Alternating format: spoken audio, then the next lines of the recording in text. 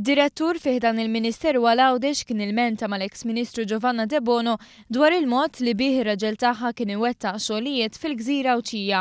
Dan ħareġ fil-qorti ta' Għawdex meta tlieta kompla jinstema' l-każ kontra r-raġel tal-eks Ministru, Tony De Bono. Brabta mal-iskandlu ta' Għawdex fejn kien isir xogħol fil-privat imħallas minn fondi pubbliċi, De Bono qed jiffaċċja 13 l-akkuża. Kien l-ispettur Ray Stivalla li żvela kif uffiċjal tal-Ministeru għal-Għawdex ċertu Joseph Portelli stqarma l-Pulizija li Tony De Bono kien spiss jordna li jsir xogħol li ma kienx ikun approvat minnu. Dan meta suppost kienet tintalab l-approvazzjoni tiegħu bħala direttur tal-proġetti. Kien dan li waslu biex jinforma lill-eks Ministru. Dan id-diskors jimplika li Giovanna De Bono kienet taf dwar dak li kienet iseħħ fil-Ministeru tagħha. Iju tisma' dan il-kliem fl-awla, Giovanna De Bono ma reaġixxietx. Ir-riżulta li l-whistleblower fil-każ qal ukoll li ħafna xogħol sar qrib l-elezzjoni tal-Kunsill Lokali tal-2006 u qrib l-elezzjoni ġenerali tal-2008.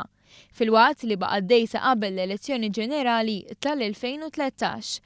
L-ispettur Stivalla qal ukoll li meta l-Pulizija interrogat lil Tony De Bono dan qatt ma wieġeb jew ikkopera għaliex skontu kienet jintuża bħala ballun politiku flimkien ma' familtu. L-avukat difensur ta' Tony De Bono insista li l-Construction and Maintenance Unit li kien imexxi De Bono għandha dritt tikkummissjona ċertu xogħlijiet.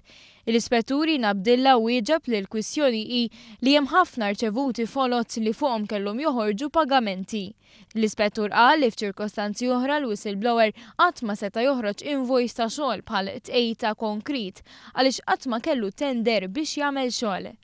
Lanqas kien kopert minn kuntratt sakemm tlestew ix-xogħlijiet. Għalhekk saħaq l-ispettur Abdilla il-punt huwa il-mod illeċitu li bih sar ix-xogħol. Il-każ ġie differit għal nhar it-tlieta meta mistenni jixed il-whistleblower.